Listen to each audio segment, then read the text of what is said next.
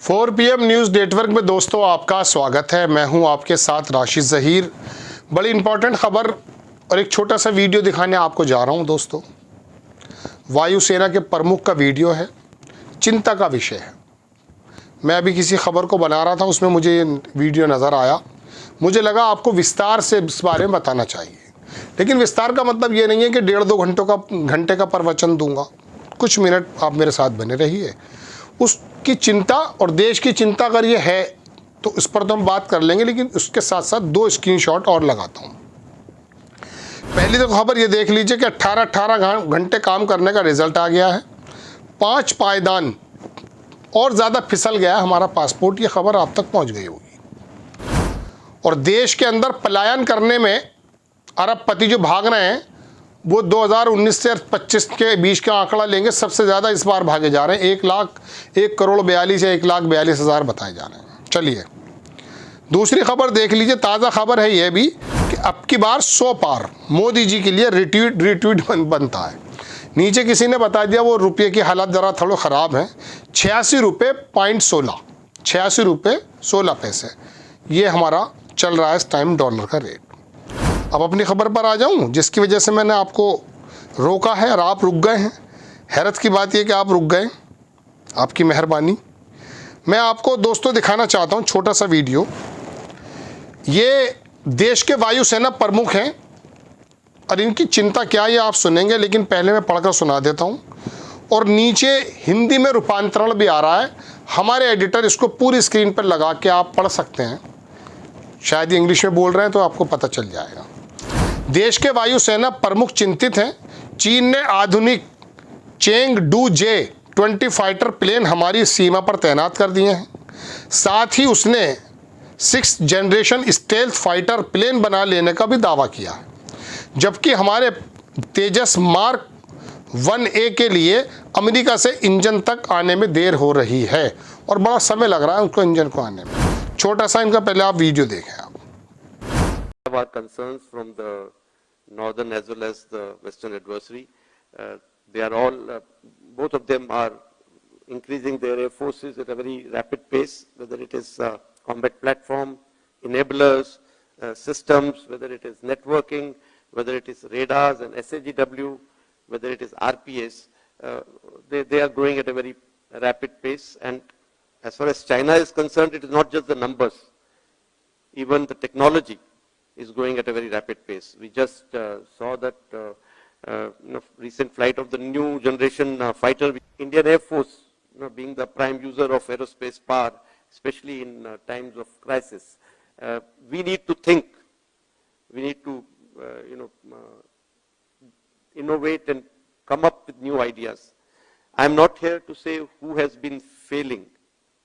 I think all of us have been failing in not being able to take us to that self-reliant state where we should have been today. देख लिया आपने video दोस्तों। ये हमारे हाल हैं, चिंता कर लेनी चाहिए। पाकिस्तान का जिक्र आता तो सब आ जाते हैं एकदम के फौरन निकल करके, लेकिन चीन इतना मजबूत होता जा रहा है। अभी पिछले दिनों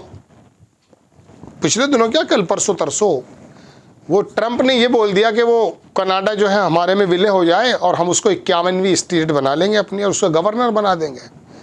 वहाँ के जो जस्टिन ट्रूडो हैं, और उनका ट्वीट भी कर दिया, गवर्नर ट्रूडो लिख दिया उसमें। बहरहाल कनाडा ने मालूम है क्या कहा है उसके बारे में। वहाँ का जो बंदा आने वाला है वो थोड़ा सा बड़ा मुखर होके बोल रहा है ट्रंप के सामने। उसने कहा हमारा ट्रेड चाइना से हो रहा है या होने वाला है, यानी कि उसको भी अमेरिका के बराबर में बैठने के बाद अगर कोई हमदर्द और कोई मजबूत आदमी मिला तो चीन मिला है। जानते हो ग्रीनलैंड के बारे में बात चल रही है, जो डेनमार्क का भी हिस्सा मानकर चलिए, उसी का आधिपत्य है उसमें। वो क्यों लेना चाहता है ट्रंप? तमाम रेयर ऑफ जब मिनरल्स हैं उसके नीचे हैं, वहाँ पर उसको कब्जा कर। लेकिन वहाँ पर चीन का वन रोड वन बेल्ट का प्रोग्राम है तमाम।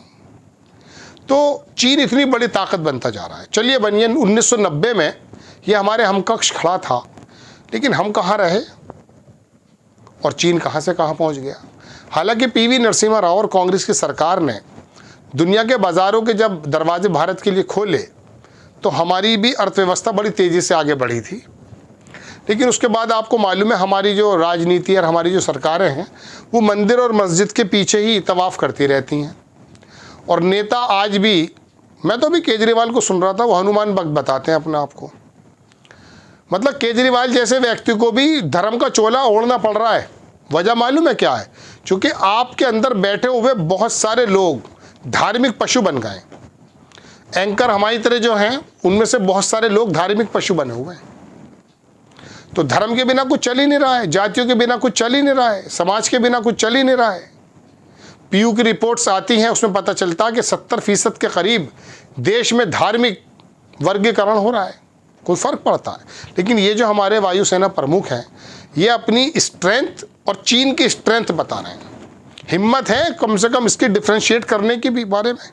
दुनिया की दूसरे या पहले नंबर की ताकत चीन पहुंच जा रहा है, बिना किसी जगह लड़े अपनी तरक्की को आगे चल रहा है। धर्म के मंदिर मस्जिदों में नहीं जाके बैठा है शी जिनपिंग, ना भगवा कपड़े पहन करके आ गया है, कुर्सी भी भगवा, तौलिया भी भगवा, कपड़े भी भगवा, ये नहीं कर रहा है, वो तरक्की की बातें कर रहा है। तो वहाँ बॉर्डर पे हालात हमारी सेनाओं के ये हैं, क्या इसके बारे में आपको चिंतित नहीं होना चाहिए? अब मैं आपको अगर इसका बड़ा गहरा अध्ययन करके ये बताऊं कि हमारी ताकत कितनी है और चीन की ताकत कितनी है, तो इसके बारे में आप भी बोर हो जाओगे और आपको चटकी की खबर सुनने चले जाओगे कहीं और। इतना समझ लीजिए चीन तो मजबूत है ना। तो अब हमारी सरकारें क्या कर रही हैं? क्या हमारे विदेश मंत्री इतने कहते हैं चीन बड़ी बड़ी अर्थव्यवस्था, उससे लड़ नहीं सकते हैं? ये बात बोल सकते हैं। हमारे गाँवों पर आकर के वो कब्जा कर लेता, हमारा जो टीवी का एंकर है उसका मुंह सिल जाता है, कुछ और बातें बकने लगता है, कुछ आपको ओरिजिनल बातें नहीं बता पाता है। तो ये बात तो कुछ नहीं हुई साहब। लेकिन एक बात मैं बताऊं दोस्तों, आपके हाथों में कुंजी है, कुंजी कहते हैं चाबी को। आप अगर चाहें तो चाबी को घुमा देंगे तो देश के चलाने वाले जो नेता हैं ना, जो सत्ता में बैठे हुए हैं, या विपक्ष के नेता जो बैठे इस इंतज़ार में कि हम आके चला के दिखाएंगे, सब लोगों में एक मैसेज तो चला जाएगा कि देश की जनता समझ चुकी है। लेकिन रोज़ाना आपके सामने एक नया पॉडकास्ट आ जाता है और प्रधानमंत्री जी भी बोल जाते हैं कि भाई मैं कोई बायोलॉजिकल तो हूँ नहीं, और उसी पे बहस चल रही है, अब बातें चल रही हैं। एक साहब है कोई बिजनेसमैन है, उसने कह दिया औरतों को घूरोगे क्या घर में, काम करो 90 घंटे हफ्ते भर में। इसके बारे में जो बातें चली हैं साहब, बस यही जिक्र चल रहा है। बड़ा बड़ा देश का पत्रकार जितना भी पूरब से आया हुआ है सब यही बात बोल रहा है। एक बंदा प्रियंका गांधी के गाल के बारे में बात कर रहा है, कोई नीतीश कुमार लालू से मुलाकात के बारे में। मतलब हमारी कोई बुनियादी खबरें नहीं है। ये जो बता रहा है ना कि बता रहे हैं वायुसेना प्रमुख के इंजन आने में देर हो रही है, पता तो कीजिए कि अमेरिका के सामने हमने कितने ज़माने से उन इंजन्स के ऑर्डर दे रखे हैं और वो हमें तक अभी तक मिल नहीं पा रहे हैं। हमें S-400 अगर रूस से ख़रीदना है तो हमें पहले अमेरिका के बारे में सोचना पड़ता है। हालांकि ख़रीद लिया हमने। हम अगर फ्रांस से कुछ और ले लेते हैं तो उसके अंदर क्या क्या गड़बड़ियाँ होती हैं। हमारे इक्विपमेंट्स, हमारे हथियार, हमारी सेना का बल अगर कहीं से कुछ कमज़ोर है, जो हम मानते नहीं हैं, क्योंकि लड़ाइयाँ तो हौसले से होती हैं, हौसलों से तो लबरेज हैं, लेकिन फिर भी इक्विपमेंट्स, कपड़े, हथियार, ये तमाम चीज़ों की तो ज़रूरत है। वो बता रहा ना कौन सा इंजन बना लिया है उसने। रशिया पे इतने सैंक्शंस हैं, उसके बावजूद उसने अभी अमेरिका को चैलेंज कर दिया कि हम अपना दिखा रहे हैं, तू अपना लेकर आ मिसाइल, हम बताते हैं कौन सा हमने मिसाइल बनाया है। दोस्तों बात यह है कि यहाँ तो शिक्षा के क्षेत्र की अंदर जो बजट है उसी के अंदर कटौती कर दी जाती है। चलिए खैर, सेना की ये चिंता बहुत ज़्यादा जायज़ है और आपके और हमारे चर्चा का विषय ज़रूर बनना चाहिए। आपको खबर कैसी लगी अपनी राय कमेंट्स बॉक्स में ज़रूर दीजिए। चैनल को सब्सक्राइब कीजिए, शेयर कीजिए। नेक्स्ट टाइम मैं किसी खबर के साथ हाजिर होता हूँ। जय हिंद।